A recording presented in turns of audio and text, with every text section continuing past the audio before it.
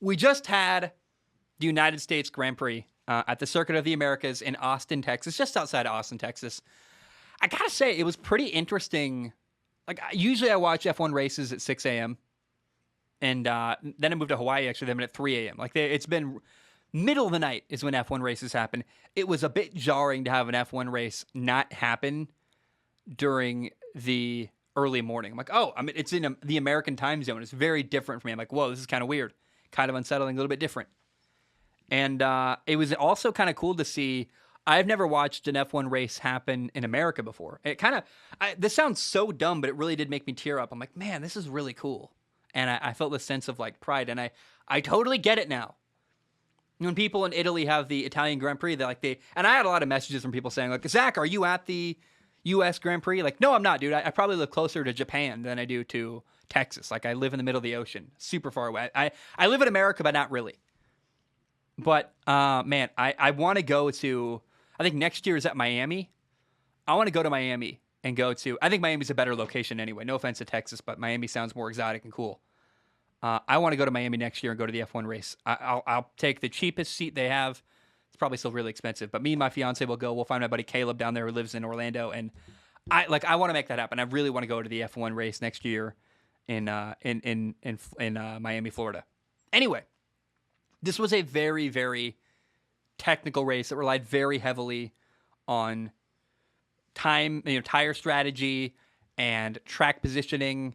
Max Verstappen won. Lewis Hamilton got second. Sergio Perez got third. Lewis Hamilton also got fastest lap, by the way. That gives him another point in the World Championship race. And then you have Red Bull with Max Verstappen, Mercedes with Lewis Hamilton, Red Bull again with Sergio Perez in third. Then in fourth for Mercedes, you have Charles Leclerc. In fifth for McLaren, Daniel Ricciardo. Then the other Mercedes driver, Valtteri Bottas, got sixth. Seventh was Carlos Sainz for Ferrari, and then in eighth place, Lando Norris driving for McLaren. There were really only three big, interesting battles that grabbed my attention. Like, there was a moment where, Kimi Räikkönen and Fernando Alonso was really fun. I mean, they're not really fighting for anything. In fact, Esteban Ocon retired for Alpine, and later, Fernando Alonso had to retire with a rear wing issue, which I don't really understand how that happens, but whatever.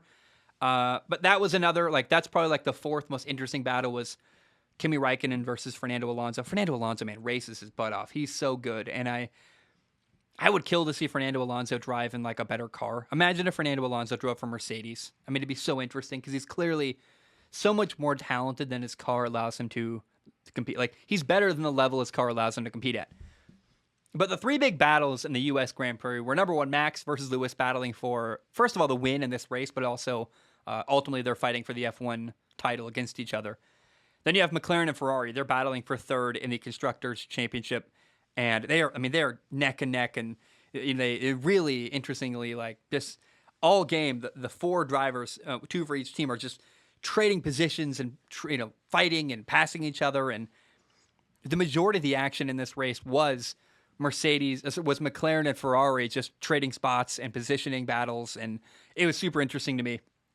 And then number three, to a lesser extent, you had Red Bull versus Mercedes. Mercedes is way ahead of Red Bull in the constructors' standings, but there is still some possibility if Valtteri Bottas is really bad and Sergio Perez keeps getting on the podium, that Red Bull could eventually pass Mercedes and get the world title ahead of them for the Constructors' Cup, although that's a very slim chance. Now, the way Max won in this race was he undercut Lewis Hamilton. Max took a pit stop early during lap 29 of 56. Sergio Perez, the other Red Bull driver, pitted on lap 31.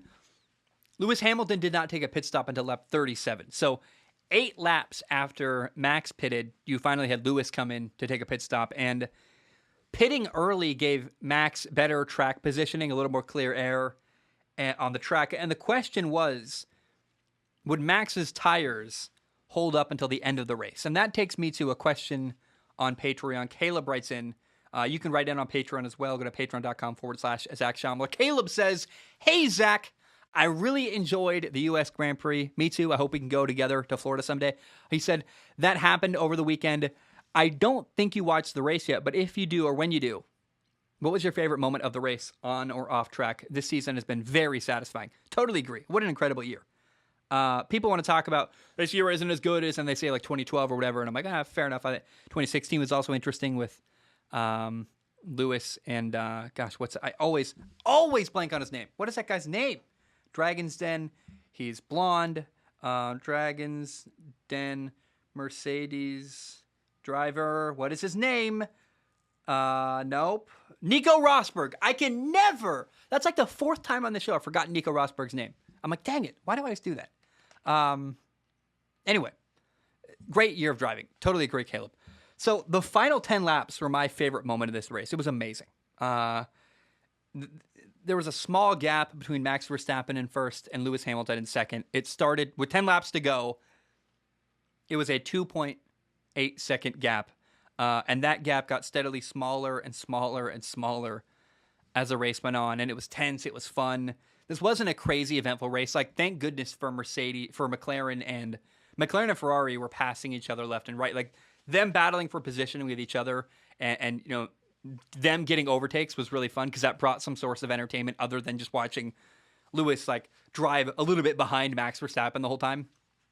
But there was tension. It kind of reminded me of the Super Bowl between the Patriots and the Rams a couple of years ago, where it was a defensive battle and you felt this sense of at any moment something could happen that would make a big play in this game. And that was the Super Bowl. When I watch playoff baseball, late in the game, when you get a runner on second base, you're like, man, if a base hit is hit right now, that runner's going to score from second, and a one-run lead right now would be monumental. So every little detail in a race like this, whether it's a pit stop or maybe you spin out a little bit, you lose your back end, you fishtail, you can't lose any time. And when you have Lewis hunting down Max Verstappen, Max has to be perfect. The pressure's on. Like I play this stupid game. I play Hot Wheels Unleashed on my Xbox One. And those races are crazy fun because you got to hit every corner just right. And you got to, as you drift around a corner, if you slip up and hit the wall, you're going to get past and you probably won't be able to make your spot up again. I play on the really hard difficulty. Imagine that, but like dialed up to 1,000. That's what this is. Like Max Verstappen had to be perfect to not allow any more room for Lewis Hamilton to continue to gain on him. And that it just felt like a tense thriller, this race where I watched Max get a 2.9 second pit stop. And I remember thinking like, oh no, what if that's too long? Like, what if that hurts him later? Like, cause it all adds up. And man, this tension of will Max catch up to Lewis? And I admit I was rooting for Max, but if you're a Lewis fan, you're on the opposite side going, is Lewis going to catch Max, hoping like, you're just hoping that Max makes a false step here or there or runs wide somewhere a little bit, and that leaves room for Lewis to make up a little bit of time, or maybe a pit stop is like a second long or what. Like, there's all these little details in F1 that are so technical, and they all add up to what makes a outstanding race. And that was a total team effort for Max Verstappen. Now, the results of this race: Max Verstappen got first place, Lewis Hamilton got second. So now, in Formula One, here are the drivers' standings. First, right now in Formula One, Max Verstappen has 287.5 points. Second is Lewis Hamilton with 275.5 points. Max has a 12-point advantage over Lewis. Then there's like Valtteri Bottas is third. He's like, I think, a whole 25 points ahead of, it's 25 or 35 points ahead of Sergio Perez. I don't really care about anything after Max and Lewis. There are 5 races left. You get 25 points for a victory, 18 points for second place. Plus 1 point is out there up for grabs from getting the fastest lap. So, man, I mean, it's neck and neck. Any one of these two guys can win right now in Formula One still. 5 races left. You have Mexico, Brazil, Qatar, Saudi Arabia, and Abu Dhabi. And Max is in the driver's seat, for lack of pardon the pun.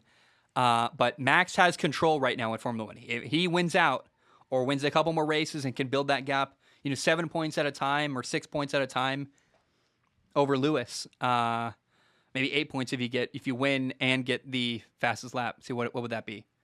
That would be an 8-point victory over Lewis. Like, Max is trying to build that gap and continue to gain, make the lead even wider between Lewis Hamilton and himself. Lewis is trying to win now, and it's so tense. It's so fun. It's so exciting to me. Oh man, it's such a good F1 season. I'm having such a blast, and I don't know, man. I think it's beautiful what's happening. And the margins are so narrow. Like, people that don't watch racing don't get it. Every pit stop, I hold my breath and go, what if they screw up here? What if a tire gets stuck on Max for too long and you can't afford to have a 10-second stop there? Like, it's crazy to me, man. I love it so much. And the battle between Max and Lewis is great. The battle between McLaren and Ferrari is also really great. The 3.5 points separate those two teams. So the constructors or the team standings right now in F1, you have Mercedes is in first with 460.5 points. Then Red Bull is in second with 437.5 points. In theory, if Valtteri Bottas keeps struggling, and he got a 5-place grid penalty, so I would imagine he'll be fighting for a podium spot next race. But although Valtteri Bottas does not have the same ability to go from the back to the front that other drivers like Lewis and Max do, that's the difference between them and skill. So Red Bull has a shot if Valtteri Bottas has a couple slip-ups in qualifying. It's conceivable they could catch Mercedes by the end of the year, but it's not really I don't think Red Bull even cares about beating Mercedes for the Constructors' Championship. They'd like to, but what they want is Max to win the world title. Like, they want Max to beat Lewis. That's what I think Red Bull's really focused on. So Mercedes 460.5 points, Red Bull 437.5 points, and then the battle for third. McLaren is currently in third. They've got 254.5 points. Sorry, no, not even 0.5. McLaren is 254 points in F1. Ferrari is 250.5. 3.5 points separate these two teams. And at the U.S. Grand Prix, McLaren got 5th and 8th. Ferrari got 4th and 7th. I mean, it's just tight, neck and neck, the battle for third place. Really fun drama on top of Max and Lewis, because Max and Lewis is great, but to have another storyline to follow in F1 that's also exciting, that it really makes me very happy. It's an underrated thing about this year. Everyone talks about Lewis and Max, but don't forget, McLaren versus Ferrari. That lot of money on the line, a lot of prize money, a lot of reputation, stuff like that's a really fun battle, and I'm leaning into it. I mean, it's another reason. Like, this is a year that's unsung and unappreciated, I think, a little bit, because it's not all about Max and Lewis. The battle between McLaren and Ferrari is also really good, and I just, man, oh man, I'm having the time of my life following Formula One this year.